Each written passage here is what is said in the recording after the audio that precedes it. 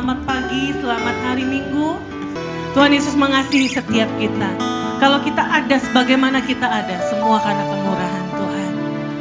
Mari sebelum kita masuk dalam ibadah pada pagi hari ini, mari kita tundukkan kepala. Kita mau berdoa. Bapa Surgawi, kami mengucap syukur buat hari yang baru yang Tuhan berikan buat setiap kami. Terima kasih Engkau memberikan kesempatan kami untuk satu kali lagi beribadah bersama-sama dengan keluarga kami. Kami mau beribadah bersama Tuhan. Kami percaya ada kuasa dalam pujian dan penyembahan. Kami percaya Engkau bertahta atas pujian dan penyembahan kami pada pagi hari ini. Pengurapan-Mu turun buat setiap kami pada pagi hari ini.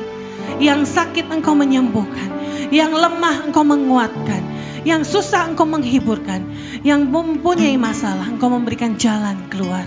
Bapa, kami mau mulai ibadah pada pagi hari ini hanya di dalam nama Yesus. Kami sudah berdoa dan mengucap syukur. Amin. Haleluya. Terima kasih Tuhan. Engkau Bapa yang setia. Engkau Allah yang baik buat setiap kami. Haleluya. Terima kasih Bapa.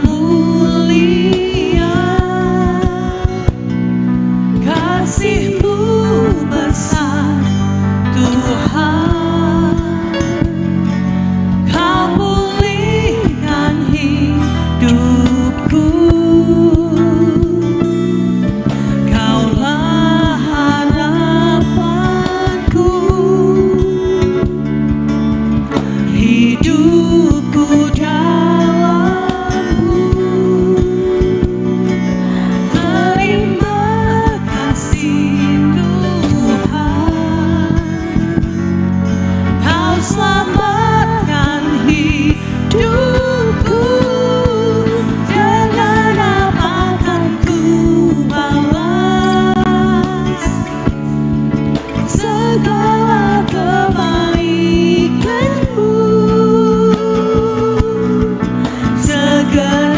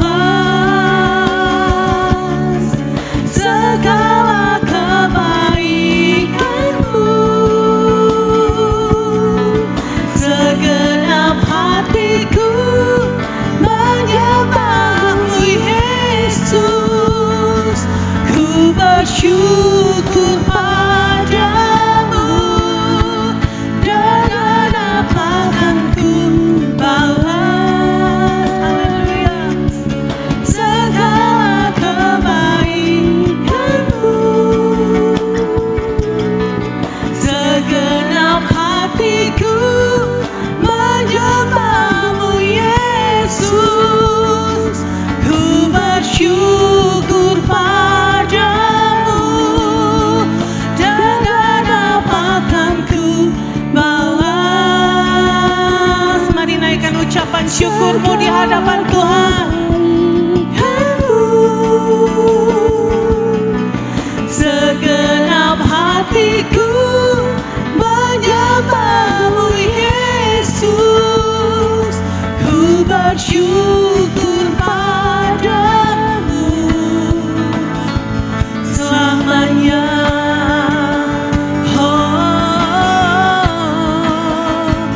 Selamanya,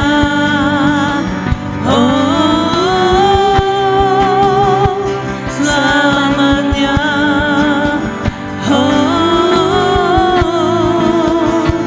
selamanya. Haleluya.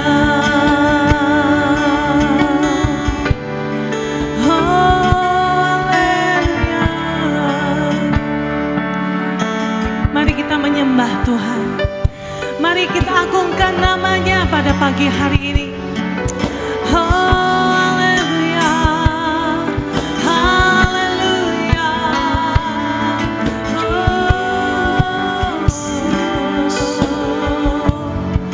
Segala pengagungan hanya bagi-Mu Tuhan, Allah kami, Allah yang luar biasa.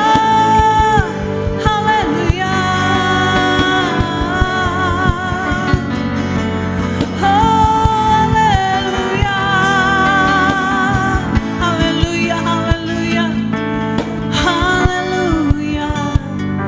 Sebab Engkau baik, sebab nama-Mu masyhur ya Tuhan.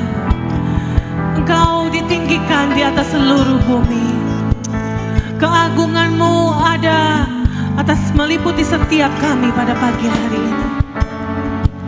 Haleluya.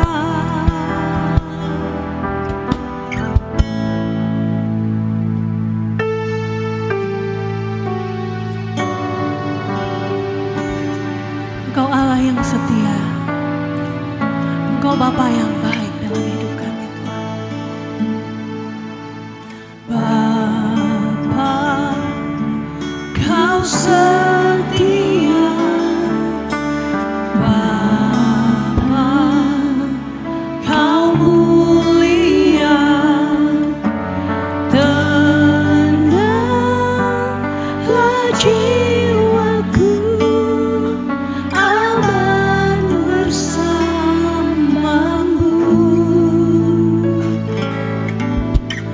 Lebih dari harta,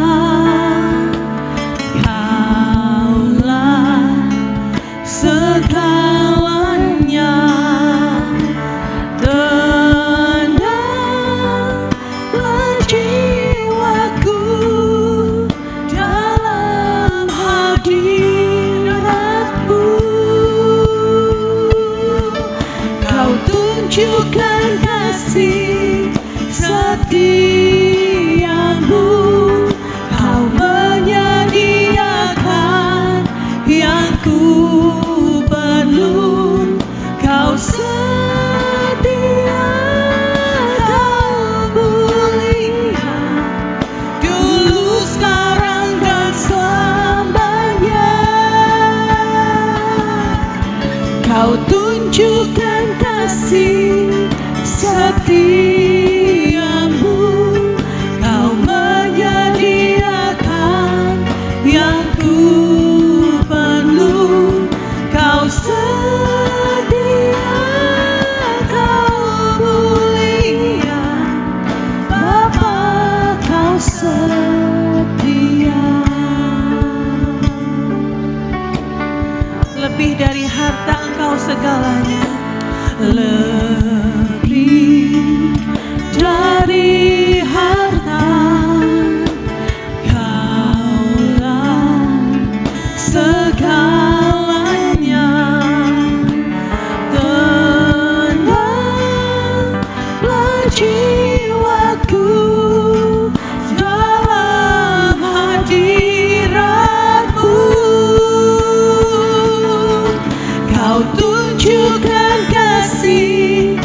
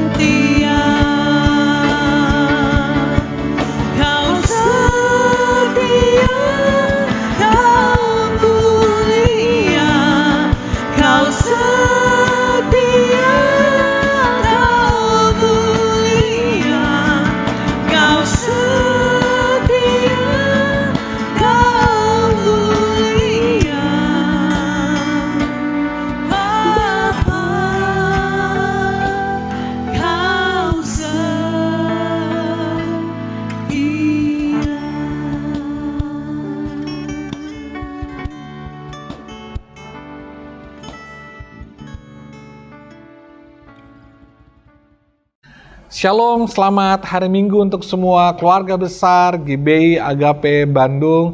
Secara khusus saya mau berterima kasih kepada Bapak Gembala, sahabat saya, Pendeta Rian Stephen bersama Ibu Gembala dan keempat orang anak yang luar biasa.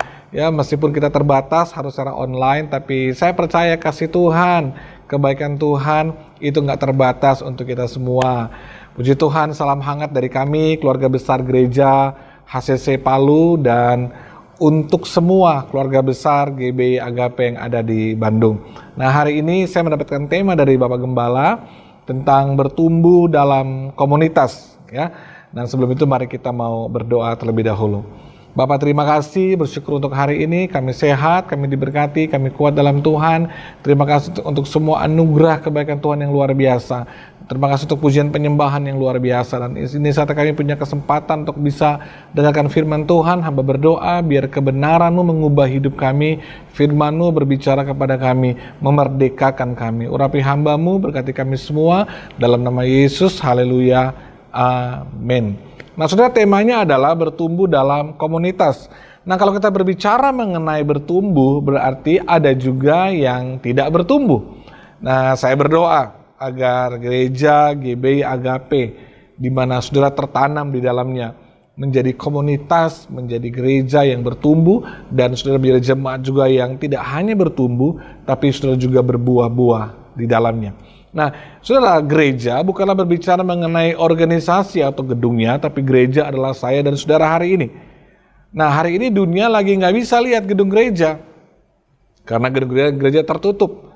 Saya tahu saudara yang ada di Bandung harus online terus dari tahun lalu ya, karena situasi dan keadaannya. Kami di Palu ya kadang online 2 bulan, bisa onsite 3 bulan, lalu online lagi. Nah, kebetulan di 2 bulan ini kami harus online terus karena peningkatan yang cukup tajam dan jemaat-jemaat kami yang terpapar dengan COVID, sehingga kami Kota Palu khususnya hampir semua gereja kita online. Nah, di saat gereja gedungnya tertutup, tapi dunia tetap dapat melihat kita sebagai gereja Tuhan, melihat kehidupan kita sebagai gereja Tuhan, apakah kita menjadi terangnya Tuhan, berdampak bagi dunia ini. Mereka ingin melihat Yesus lewat kehidupan kita. Sebab itu hari ini kita mau belajar bersama bagaimana kita menjadi komunitasnya Tuhan, komunitas anak-anak Tuhan yang sehat, sehingga lewat kehidupan kita nama Tuhan dipermuliakan. Mari kita mau belajar sama-sama dari kehidupan jemaat mula-mula dalam kitab Kisah Rasul 2 ayat 41 sampai 47. Saya akan membacanya bagi Bapak Ibu Saudara semua. Mari saya perhatikan ayat ini. Orang-orang yang menerima perkataannya itu memberi diri mereka dibaptis, dan pada hari itu jumlah mereka bertambah kira-kira 3.000 jiwa. Ya, jadi langsung hari itu sudah di saat itu 3.000 orang. Wah, saya nggak bisa bayangkan ya membaptis 3.000 orang itu berapa? Saya nggak tahu waktu itu konteksnya adalah ada berapa pendeta rasul yang baptis. Wah, itu kalau airnya dingin, wah gimana rasanya 3.000 orang loh langsung dibaptis, saudara. Nah, setelah mereka dibaptis, Alkitab bilang begini, mereka bertekun dalam pengajaran rasul-rasul dan dalam persekutuan. Jadi nggak hanya sekedar dibaptis lalu selesai, tidak.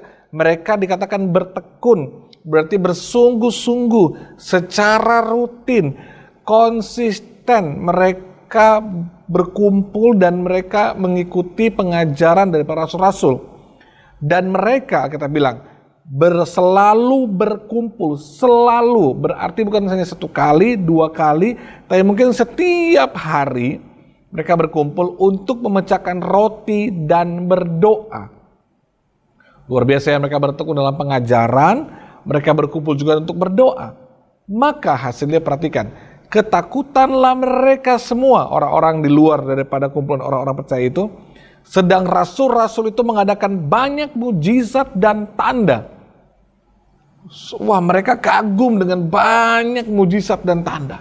Perhatikan saudara ya, waktu gereja bertekun dalam pengajaran yang benar, dan mereka punya pengajaran yang baik, pengajaran yang sehat, ditambah dengan doa yang luar biasa, di situ terjadi namanya mujizat, saudara.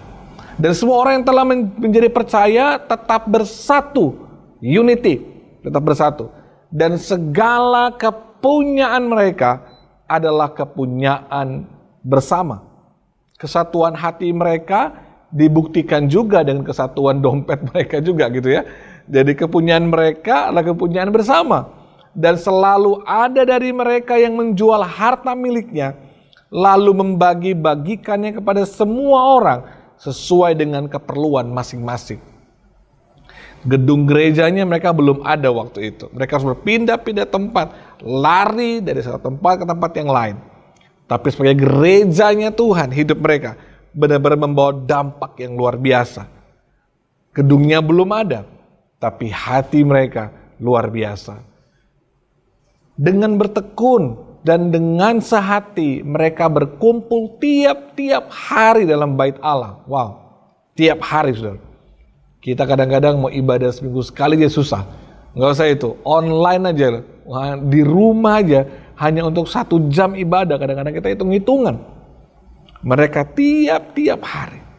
Mereka memecahkan roti di rumah masing-masing secara bergilir dan makan bersama-sama dengan gembira dan dengan tulus hati sambil memuji Allah. Dan mereka disukai semua orang. Semua orang. Dengan pengajaran yang baik, doa yang luar biasa, hidup yang menjadi berkat, hidup yang menjadi dampak, hidup yang menyatakan karakter Kristus. Perhatikan, seharusnya kehidupan saya dan saudara sebagai anak-anak Tuhan disukai oleh semua orang. Disukai oleh semua orang. Disukai oleh semua orang. Dan tiap-tiap hari Tuhan menambah jumlah mereka dengan orang yang diselamatkan. Tuhan menambah jumlah mereka, saudara. Karena apa? Mereka disukai. Mereka bertekun dalam pengajaran, mereka punya doa yang luar biasa, mereka suka berbagi, mereka sangat generous, saudara. Mereka berkumpul tiap hari memuji Tuhan. Dan saudara lihat, revival terjadi, kebangunan rohani terjadi, saudara. Ini luar biasa. Nah, dari kehidupan jemaat mula-mula ini kita dapat sama-sama belajar bagaimana sih membangun komunitas rohani, komunitas jemaat yang sehat. Dan saya perlu tahu dan harus percaya bahwa apa yang terjadi, situasi, keadaan jemaat mula-mula yang kita baca dalam Kisah Rasul 2 ayat 41 sampai 47 tadi, itu masih sangat relevan untuk kita terapkan dan hidupi dalam komunitas gereja di akhir zaman ini. Entah itu ada di Palu, entah itu ada di Bandung, dimanapun. Saya berkata kepada saudara, kehidupan jemaat mula-mula yang ada di kitab Kisah Rasul 2 tadi sangat relevan, sangat dapat kita teladani dan kita hidupi hari ini. Dan saya percaya dampaknya pun akan kita rasakan hari ini. Nah, mari kita lihat yang pertama, seperti apa sih komunitas yang sehat? Seperti apa sih kehidupan orang-orang percaya dalam sebuah gereja yang sehat? Yang pertama, berkorban, bukan cari korban. Itulah kehidupan komunitas yang sehat. Orang-orang yang ada di dalamnya itu orang-orang yang mau berkorban, bukan cari korban. Saudara lihat dalam cerita tadi, kisah jemaat mula-mula, kepunyaan mereka jadi kepunyaan bersama. Mereka menjual miliknya dan membagi-bagikannya kepada orang-orang yang kekurangan. Begitulah seharusnya sikap kita. Ya, di dalam sebuah komunitas, sebuah perhimpunan orang-orang percaya dalam sebuah gereja, komunitas yang sehat harusnya mau berkorban, bukan cari korban. Berlomba-lomba untuk membantu orang lain, menolong orang lain, membantu yang berkesusahan.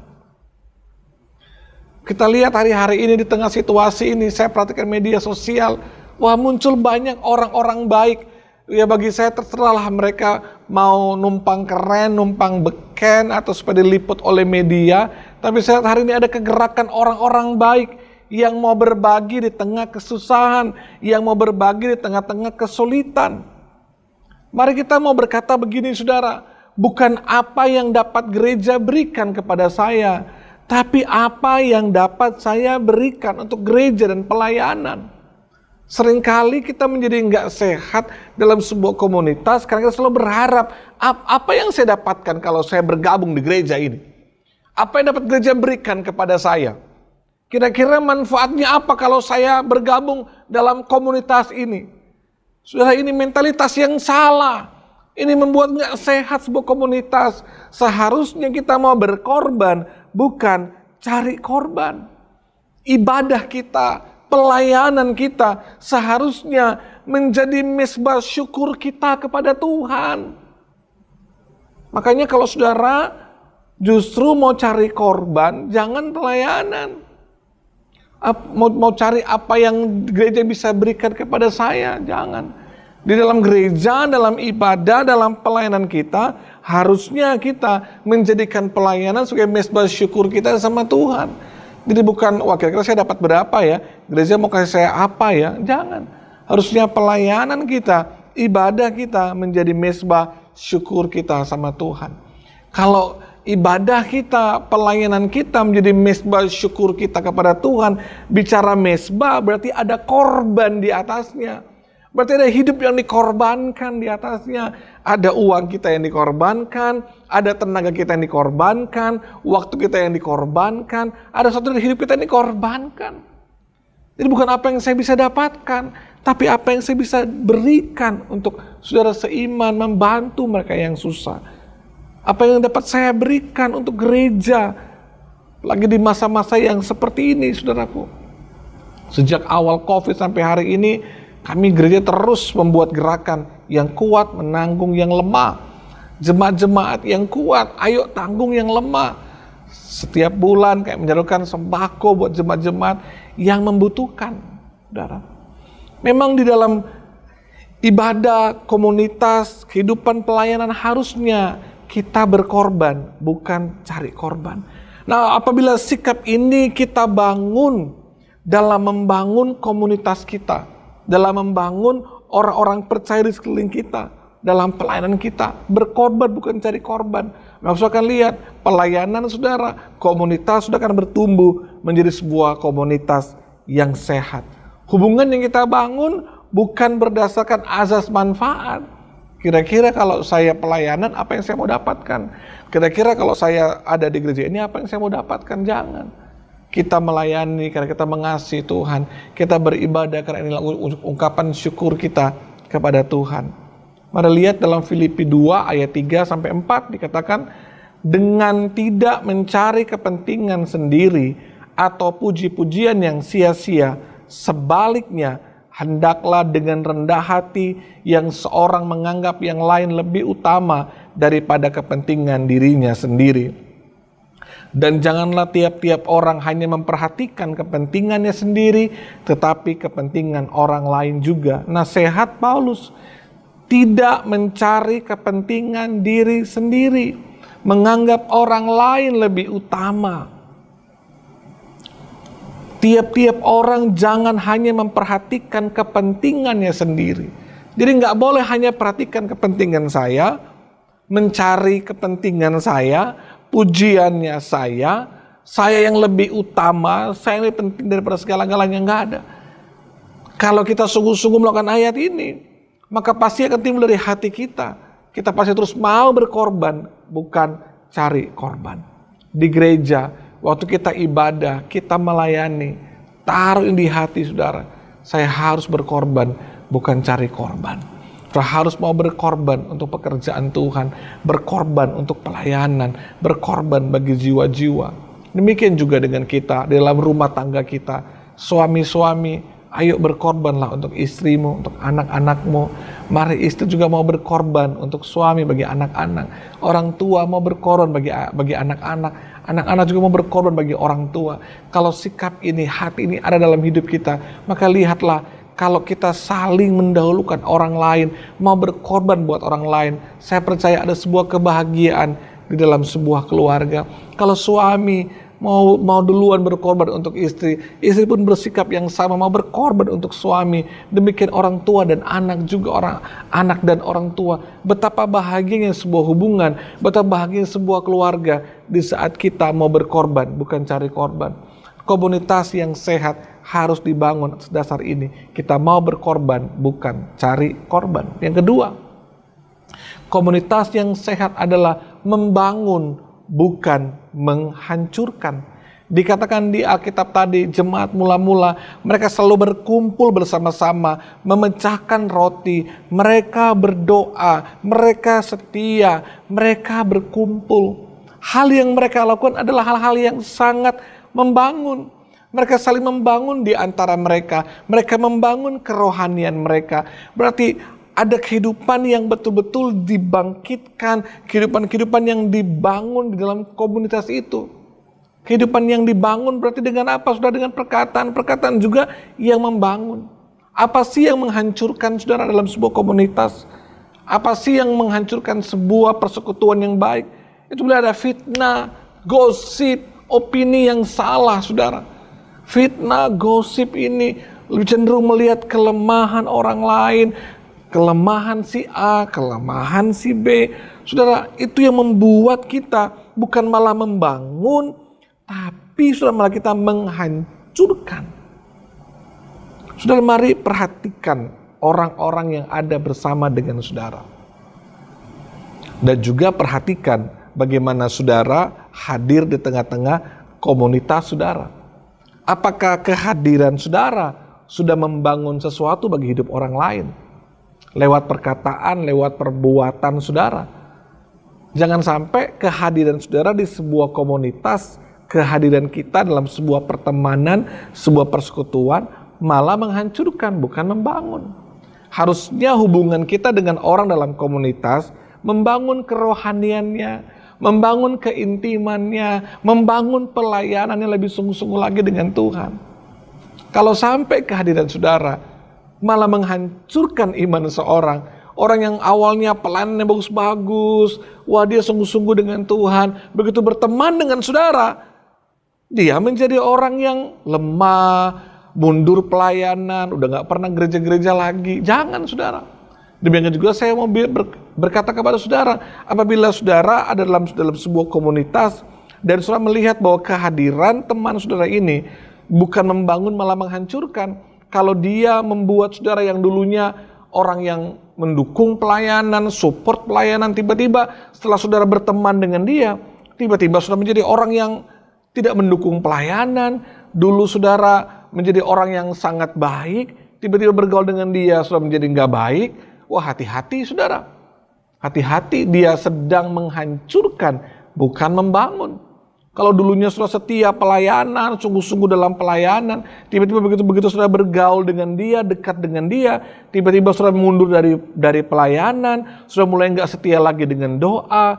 Saudara, berarti hubungan yang saudara bangun itu bukan hubungan yang membangun, tapi hubungan yang menghancurkan. Maka berhati-hatilah dengan hubungan yang seperti itu. Berhati-hatilah dengan orang tersebut.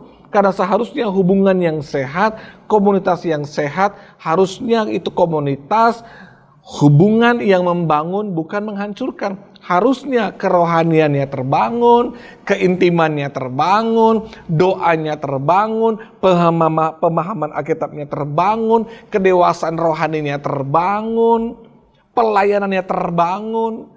Kalau ternyata itu nggak terbangun, maka mungkin ada yang perlu kita potong dan kita bersihkan. Karena sesuatu yang menghancurkan itu nggak baik dalam komunitas kita, baik itu dalam pertemanan saudara. Sebab itu, dengan siapa saudara bergaul akan menentukan nilai-nilai yang dibangun. Saya berdoa saudara agar kita semua, kehadiran kita dalam sebuah komunitas itu membangun, bukan menghancurkan. Demikian juga kita sebagai suami, sebagai seorang papa, kehadiran kita di tengah-tengah rumah kita, harusnya kita membangun istri kita. Suami membangun iman istrinya, suami membangun kerohanian istrinya, suami dapat membangun kehidupan istrinya, demikian papa dapat membangun kehidupan anak-anak, membangun kerohanian anak-anak. Demikian juga istri harusnya bisa membangun kehidupan rohani suami, membangun kehidupan suami, membangun kehidupan anak-anak. Itulah fungsi kita sebagai tubuh Kristus.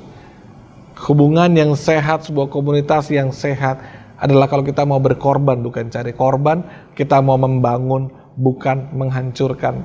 Nasihat Rasul Paulus pada jemaat yang ada di Roma, dalam Roma 14 ayat 19 dikatakan, sebab itu marilah kita mengejar apa yang mendatangkan damai sejahtera dan yang berguna untuk saling membangun.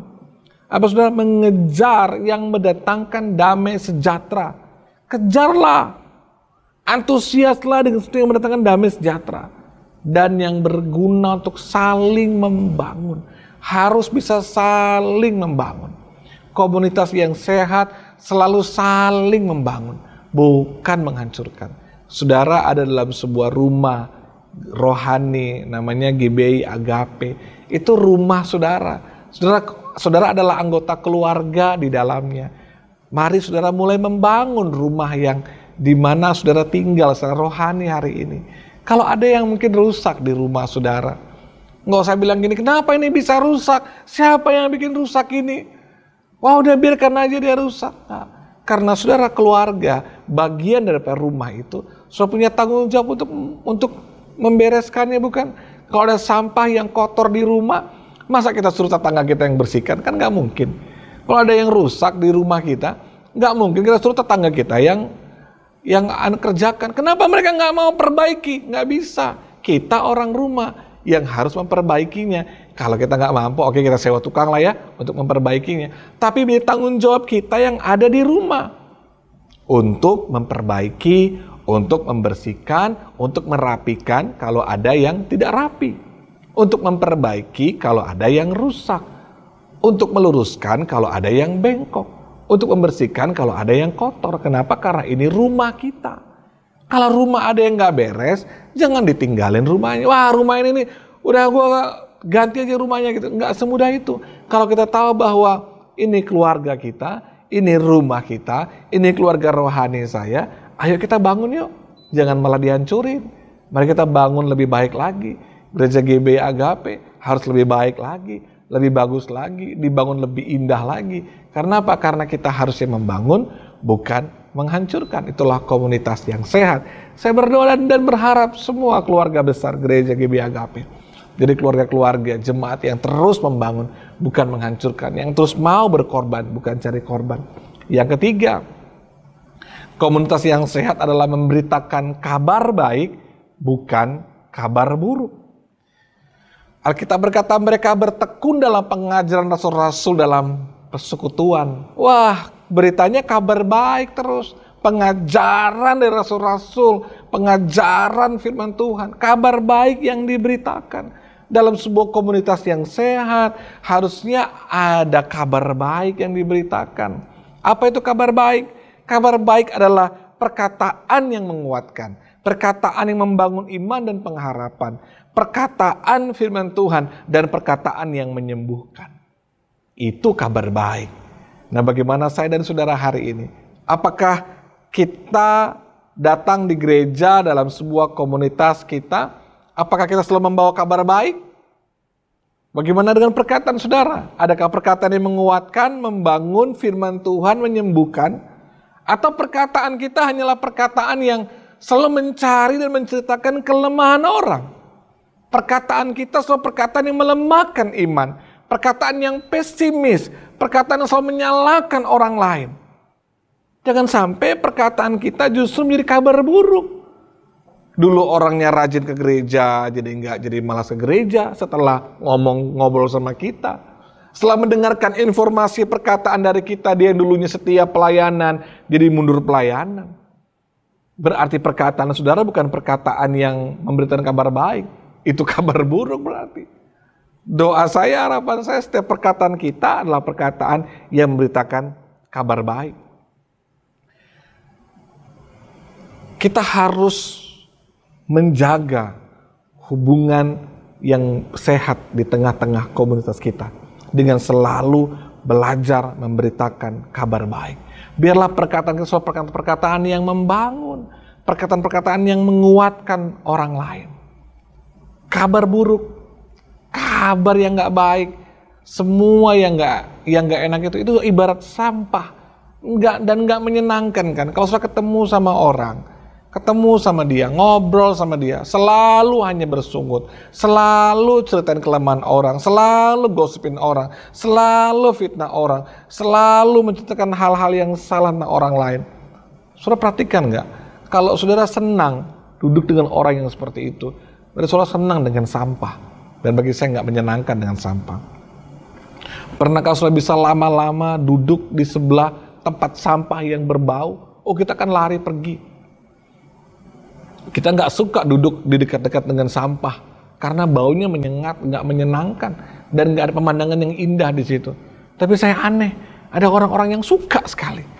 Dia akan duduk berjam-jam berlama-lama hanya untuk mendengarkan si A bicara tentang si B gitu ya. Si A fitnah si C, omongin kekurangan ini, kelemahan ini. Saudara, mari bangun komunitas yang sehat. Biar perkataan kita lah perkataan yang memberitakan kabar baik, bukan kabar buruk. Maka 1 Korintus 15 ayat 33, pesan Rasul Paulus bilang begini, janganlah kamu sesat, pergaulan yang buruk merusak kebiasaan yang baik. Pergaulan yang buruk merusak kebiasaan yang baik. Dalam terjemahan The Message Bible dikatakan, teman yang buruk merusak perilaku yang baik.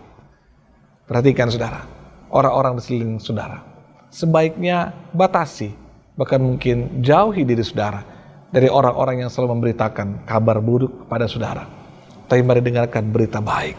Dengarkan berita baik. Hari-hari juga kita dengar di media sosial, wah berita-berita. Mari kita bisa saring dengan baik. Berita-berita hoax yang gak benar, saring dengan baik. Biarlah semua yang kita dengar membangun hidup kita, menguatkan kita saudara. Sebab itu, mari kita mulai membangun hubungan yang sehat saudara. Komunitas yang sehat, komunitas yang membangun, Pak. Sebab itu mari kita mau mulai dari diri kita. Mari kita mau jadi teman, jadi pasangan, jadi suami, jadi istri, jadi sahabat, jadi pelayan Tuhan yang baik, yang selalu memberitakan kabar baik bukan kabar buruk, yang selalu berusaha untuk membangun bukan menghancurkan, yang selalu mau berkorban bukan cari korban. Mari kita mulai dari diri kita. Saya mau deh. Saya mau berkorban bukan cari korban. Saya mau memulai membangun bukan menghancurkan. Saya akan memberitakan kabar baik bukan kabar buruk. Kalau kita mulai dari diri kita dan saudara mau mulai praktekkan di rumah saudara dulu. Di rumah saudara mau beritakan kabar baik. Di rumah saudara mulai membangun bukan menghancurkan. Di rumah saudara mulai mempraktekkan hal ini, mulai berkorban bukan cari korban. Maka lihatlah, ada kebahagiaan, ada kasih sayang di tengah-tengah rumah saudara, di kantor, di tempat kerja, di marketplace, di komunitas, di pelayanan, di gereja ini. Saudara mulai mau berkorban bukan cari korban, mulai membangun bukan menghancurkan, mulai memperkatakan kabar baik bukan kabar buruk. Maka saudara akan lihat orang-orang di sekeliling saudara akan mulai berubah. Jangan tuntut orang berubah, bilang harus mulai dari saya. Yang mau berkorban bukan cari korban, yang mau membangun bukan menghancurkan, yang mau beritakan kabar baik bukan kabar buruk. Doa saya buat semua keluarga besar gereja GB Agape, Bapak Gembala dan Ibu Gembala, jadi komunitas gereja yang sehat, terus bertumbuh dengan baik, dan lewat semuanya nama Tuhan dipermuliakan. Mari kita berdoa. Bapak, terima kasih buat firman kebenaran hari ini Tuhan. Bapak berdoa biar kami mulai membangun komunitas yang sehat, kehidupan yang benar Tuhan. Dengan kami mulai sungguh-sungguh menjadi pribadi yang mau berkorban, bukan cari korban. Menjadi pribadi yang mau terus membangun, bukan menghancurkan. Yang terus memperkatakan kabar baik, bukan kabar buruk Tuhan. Urapi, tolong kami semua jemaat, semua keluarga besar di gereja ini, berkati dalam nama Yesus. Kami percaya untuk kami mulai melakukan ketiga hal ini dengan sungguh-sungguh Tuhan. Seperti yang terjadi di jemaat mula-mula, jumlah mereka ditambahkan, mereka disenangi banyak orang, banyak jiwa dimenangkan. Kami percaya gereja ini akan berdampak besar, menjangkau banyak jiwa, nama Tuhan dipermuliakan. Karena banyak orang akan melihat jemaat yang ada di dalamnya, keluarga yang ada di dalam gereja ini adalah orang-orang yang mau berkorban bukan cari korban, orang-orang yang selalu mau membangun bukan menghancurkan, yang selalu memberitakan kabar baik bukan kabar buruk. Berkati gembala, keluarga dan semua pelayanan jemaat, semua sehat diberkati Tuhan dalam nama Yesus. Haleluya, amin. Tuhan berkati kita semua. Shalom.